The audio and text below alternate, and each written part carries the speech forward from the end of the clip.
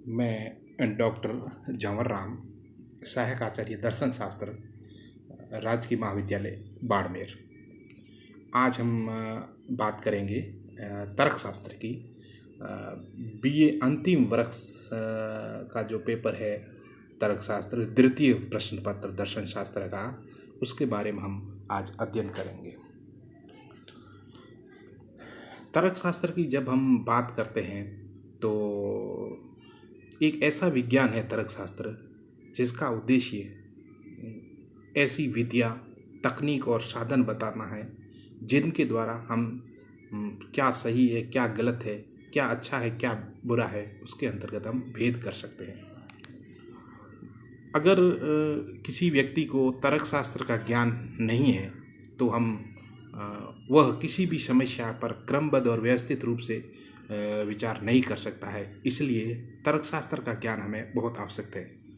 और देखा जाए तो तर्कशास्त्र के कारण कई मामलों में उसका समाधान अधिक सुनिश्चित और कम जटिल होता है।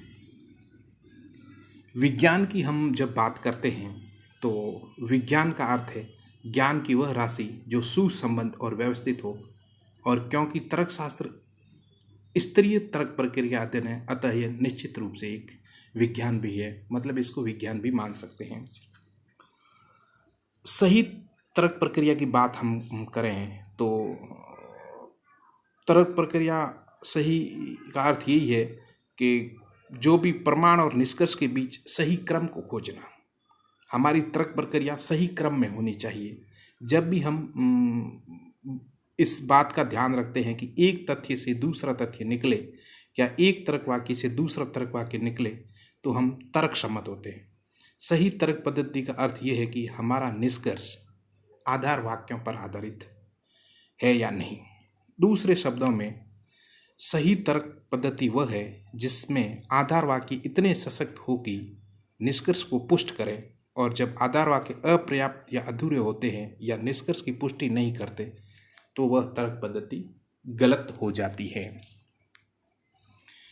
सही तर्क पद्धति सभी विज्ञानों, चाहे वो प्राकृतिक हो या सामाजिक, का आधार है।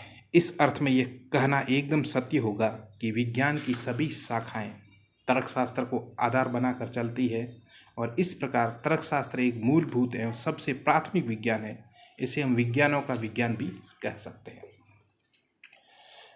शुरुआत में हम जब तर्कशास्त्र के बारे में थोड़ा अध्ययन किया है, अब हम बात करते हैं जब परंपरागत तर्कशास्त्र का जनक अरस्तु को माना गया है, जबकि जो आधुनिक तर्कशास्त्र का जनक है वो जॉर्ज बूल है। सर्वप्रथम अरस्तु ने ही वाक्य तथा तर्क वाक्यों के मध्य भेद स्थापित किया है। अरस्तु ने ये बताया कि वाक्य क्या होते हैं और तर्क वाक्य क्या होते हैं। अरस्तु कहता है वाक्य वे कहलाते हैं जो अनुभव सापेक्ष होते हैं। सत्य भी हो सकते हैं और असत्य भी हो सकते हैं, मतलब अनुभव के द्वारा हम देख सकते हैं। जैसे आज वर्षा होगी, बारिश होगी, अथवा संभव है कि वह 100 वर्ष तक जिए। इसको हम आज वर्षा होगी तो आज बारिश हो गई तो इसका मतलब ये सत्य है। नहीं है, नहीं होती है तो वो असत्य हो सकता है। तो वाक्य क्या होते हैं? सत्य और असत्य भी हो सकते हैं। अथवा मैं आशा करता हूं कि तुम प्रथम श्रेणी से उत्तीर्ण हो, ये सभी क्या है? वाक्य कहलाते हैं, जो सत्य भी हो सकते हैं और असत्य भी हो सकते हैं। ये हमेशा वाक्य कहलाते हैं। तर्क वाक्य ये अनुभव निरपेक्ष होते हैं।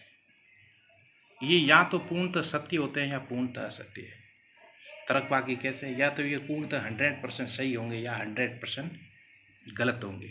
इस तरह नहीं होंगे कि आज वर्षा होगी, इसके बारे में पूर्णतः अपन कुछ नहीं कह सकते क्योंकि आज बारिश होगी या नहीं होगी, ठीक है ना।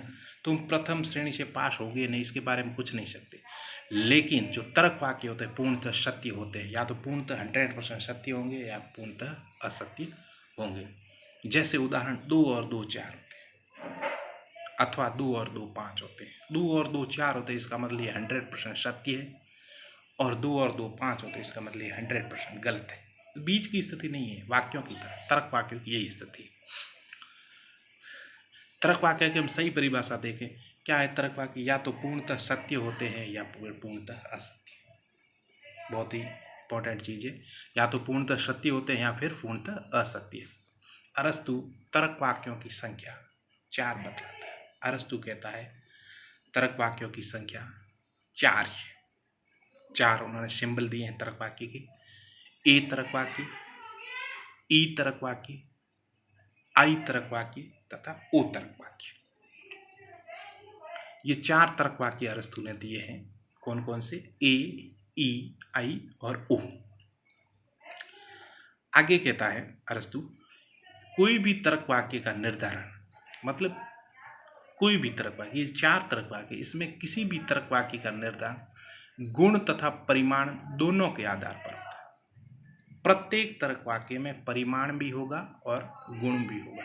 जैसे ए तर्क वाक्य है तो ए तर्क वाक्य में गुण भी होगा और परिमाण भी होगा। ई तर्क वाक्य में गुण भी होगा और परिमाण भी होगा। आई तर्क वाक्य में गुण भी होगा, परिमाण भी होगा। ओ तर्क वाक्य, इसमें भी गुण और परिमाण दोनों होगा। अब हम बात करते हैं गुण क्या है। कोई भी जो तर्क वाक्य है, तर्क वाक्य के अंतिम से गुण को देखा जाता है। जैसे अरस्तु ई तर्क वाक्य है, उसका जो अंतिम है वहां से उसको गुण को देखा जाएगा। गुण भी 2 प्रकार के होते हैं, एक गुण सकारात्मक और दूसरा नकारात्मक। सकारात्मक मतलब वो स्वीकार करता है, और नकारात्मक यानी नहीं है। ठीक है। परिमाण इसका निर्धारण तर्क वाक्य के शुरू से किया था। जहां से तर्क वाक्य शुरू होता है वहां से उसका परिमाण को देखा जाता है। यह भी 2 प्रकार का होता है। जिस प्रकार गुण 2 प्रकार का होता है, सकारात्मक और नकारात्मक, उसी प्रकार परिमाण भी 2 प्रकार का होता है, सर्वव्यापी और अंशव्यापी। सर्वव्यापी जो तर्क वाक्य है या तो सभी से शुरू होगा या फिर कोई से शुरू होगा, और अंशव्यापी हमेशा कुछ से शुरू होगा। अब हम बात करते हैं तर्क वाक्यों की पूर्ण तरह से स्थिति क्या है। ठीक है ना। जैसे ए तर्क वाक्य, ए तर्क वाक्य की जब हम बात करते हैं, ए तर्क वाक्य जैसे सभी मनुष्य मरणशील है, सभी मनुष्य मरणशील है। इस ए तर्क वाक्य की बात करते हैं हम तो देखते हैं परिमाण इसका 2 प्रकार के होते हैं परिमाण, एक सर्वव्यापी और अंशव्यापी। और जब ये सभी से शुरू हो रहा है ए तर्क वाक्य तो इसका परिमाण हो गया सर्वव्यापी, और ये एंड हो रहा है से एंड हो रहा है, मतलब ये सकारात्मक है। पीछे जब हमने गुण देखा है, एक सकारात्मक होता है और एक नकारात्मक, तो ई तर्क वाक्य हो गया सर्वव्यापी सकारात्मक तर्क वाक्य, क्योंकि ये इसका जो परिमाण है जो सभी है, सभी से शुरू हो रहा है, इसलिए ये सर्वव्यापी है। और गुण इसका है से एंड हो रहा है, तो सर्वव्यापी सकारात्मक तर्क वाक्य है एक तर्क वाक्य। उसी प्रकार जब हम देखते हैं दूसरा तर्क वाक्य है ई तर्क वाक्य की बात करते हैं। ई देखो, कोई मनुष्य मरणशील नहीं है, कोई मनुष्य मरणशील नहीं है। इसकी अब हम बात करते हैं तो इसका परिमाण शुरू हो रहा है कोई से, इसका मतलब ये भी सर्वव्यापी है, और एंड हो रहा है नहीं है। जब पीछे हमने बात की है गुण की, गुण 2 प्रकार के होते हैं, सकारात्मक और नकारात्मक। परिमाण भी 2 प्रकार के होते हैं, सर्वव्यापी और अंशव्यापी। तो ये है तो परिमाण तो इसका सर्वव्यापी है, लेकिन इसका गुण क्या है? नहीं है, मतलब नकारात्मक। इसलिए ये सर्वव्यापी नकारात्मक तर्क वाक्य है। ई तर्क वाक्य कौन सा है? सर्वव्यापी नकारात्मक तर्क वाक्य। उसी प्रकार हम बात करते हैं आई की। आई तर्क वाक्य की जब हम बात करते हैं, देखो इसका परिमाण किससे शुरू हो रहा है? कुछ से शुरू हो रहा है, मतलब परिमाण क्या है? अंशव्यापी। परिमाण इसका है अंशव्यापी। कुछ मनुष्य मरणशील है, कुछ मनुष्य मरणशील है, ये एंड हो रहा है से, इसका मतलब है इसका परिमाण तो अंशव्यापी है और इसका गुण है सकारात्मक। जब है से एंड हो रहा है तो इसका मतलब इसका गुण सकारात्मक है। और ये तर्क क्या हो गया, सर्वव्यापी, सर्वव्यापी नहीं अंशव्यापी, क्योंकि ये कुछ से शुरू हो रहा है, अंशव्यापी सकारात्मक तर्क वाक्य। और जब हम ओ तर्क वाक्य की बात करते हैं, ये शुरू हो रहा है कुछ मनुष्य मरणशील नहीं है, तो देखो इसका जो परिमाण है वो अंशव्यापी है, क्यों कुछ से शुरू हो रहा है और नहीं है से एंड हो रहा है, तो इसका मतलब गुण कौन सा हो गया, नकारात्मक। कुछ मनुष्य मरणशील नहीं है, ओ तर्क वाक्य, मतलब ये क्या हो गया, अंशव्यापी नकारात्मक तर्क वाक्य। तो इस प्रकार हम पता कर सकते हैं AEIO। दूसरी बात मैं बात करता हूँ आपके सामने, जो ये अपन आइडिया तो लग जाएगा, कोई भी तर्क वाक्य जैसे सभी मनुष्य मरणशील है, तो सभी से शुरू हो रहा है से एंड हो रहा है, तो ये तर्क वाक्य है। उसी प्रकार ई का भी पता हमें लग जाए, कोई से शुरू हो रहा है से एंड हो रहा है, कुछ से शुरू हो रहा है से एंड आई। इस प्रकार कुछ मनुष्य मरणशील नहीं, इसका भी पता चल जाएगा। लेकिन ये ध्यान रखना है, ये जो बीच वाले जो मनुष्य और मरणशील है, ये प्रत्येक तर्क वाक्य में ये मनुष्य और मरणशील होना जरूरी नहीं है, इसकी जगह कुछ दूसरे भी हो सकते हैं। इनको बोलते हैं, जो प्रथम वाला जो मनुष्य, इसको बोलते हैं एस, सब्जेक्ट, उद्देश्य इसको बोलते हैं, एस से व्यक्त करते हैं या उद्देश्य से, ऊ से। और मरणशील को वी, मतलब विधेय, प्रेडिकेट, एस या पी या ऊ या वी। और जैसे मनुष्य मरणशील, ये एस पी, इधर भी एस पी एस बी, उद्देश्य विधेय उद्देश्य विधेय। तो ये इस प्रकार इसको कर सकते हैं। जैसे आगे देख लो, हमने ए तर्क वाक्य बीच में मनुष्य मरणशील और हटाई दिए हैं, उसको अलग से ही कर दिया, सभी उद्देश्य विधेय हैं, ठीक है। अब आगे ई तर्क वाक्य, कोई उद्देश्य विधेय नहीं है, कुछ उद्देश्य विधेय हैं। आई तर्क वाक्य, कुछ उद्देश्य विधेय नहीं है। ओ तर्क वाक्य। इस प्रकार हम इसको दर्शा सकते हैं। अब मैं बात करता हूँ तर्क वाक्यों की। ये कोई ज़रूरी नहीं है कि सभी मनुष्य मरणशील है, इसकी जगह अपन दूसरे भी कोई ले, वास्तविक दुनिया से इसका कोई लेना देना नहीं है।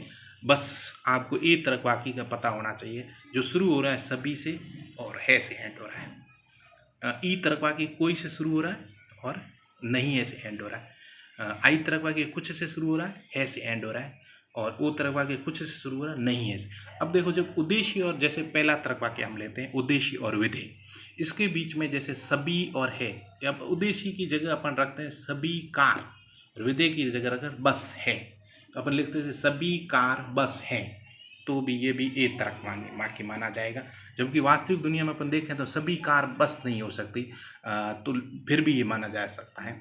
जैसे सभी बोतल ट्रक है, ऐसे भी रख सकते हैं, लेकिन इसका अपन देखते हैं ऐसा कुछ नहीं है, हो नहीं सकता, लेकिन फिर भी ये ए तर्क वाक्य ही माना जाएगा। इसी प्रकार ई तर्क वाक्य है, कोई कार ट्रक नहीं है, तो भी ई तर्क माना जाएगा। और आई की बात करें, कुछ ट्रक कार है, तो भी आई माना जाएगा। ओ की बात करते हैं, कुछ ट्रक बस नहीं है, तो भी ओ तर्क वाक्य माना जाएगा। आगे हम देखो, ए तर्क वाक्य की हमने अच्छी तरीके से, ये देखो ए तर्क वाक्य है, पता हो जाना चाहिए आपको, कभी भी पेपर में आए तो ए तर्क वाक्य का परिमाण क्या होगा, तो आपको याद रखना होगा, परिमाण सर्वव्यापी है और इसका गुण सकारात्मक है, क्योंकि सभी से शुरू होता है और है पे एंड होता है। उसी प्रकार ई का देखो, सर्वव्यापी नकारात्मक, परिमाण सर्वव्यापी है और गुण नकारात्मक है। आई परिमाण अंशव्यापी है, गुण सकारात्मक है। ऊ अंशव्यापी परिमाण और गुण नकारात्मक है। आगे ये डायग्राम से मैंने बना रखे हैं, इसको आप ध्यान से देखो। ए तर्क वाक्य सर्वव्यापी सकारात्मक, और ई तर्क वाक्य सर्वव्यापी नकारात्मक, आई तर्क वाक्य अंशव्यापी सकारात्मक, और ओ तर्क वाक्य अंशव्यापी नकारात्मक। इसमें हम देखते हैं जो एस और पी है, ये उद्देश्य और विधेय, सब्जेक्ट और प्रेडिकेट। ये ध्यान रखना है कि किसी भी तर्क वाक्य, जैसे ई तर्क वाक्य की हम बात करते हैं, तो ए तर्क वाक्य में जो सब्जेक्ट है प्रथम जैसे सभी मनुष्य, तो मनुष्य हमेशा व्याप्त होगा, और विधेय है जो प्रेडिकेट वो अव्याप्त होगा। और ई में एस सब्जेक्ट या उद्देश्य व्याप्त होगा और विधेय प्रेडिकेट वो भी व्याप्त होगा। आई में एस भी अव्याप्त होगा, मतलब उद्देश्य और प्रेडिकेट ये भी अव्याप्त होगा। और ओ में एस अव्याप्त होगा और पी व्याप्त हो गया। ठीक है ना। तो इस प्रकार ये जो तर्कशास्त्र का शुरुआती जो चैप्टर है, इसका अध्ययन करने से आपकी ये नींव है, ये तर्कशास्त्र की नींव है, ये आप जब करोगे तभी आप आगे बढ़ पाओगे, और नहीं तो आगे समझना आपके लिए कठिन हो जाएगा। तो इसको आप सही तरीके से कर देना, और बाकी जो ये एस और पी उद्देश्य विदेश्य आगे अगले चैप्टर में हम इसको पूरी तरीके से सही तरीके से ध्यान देंगे। धन्यवाद।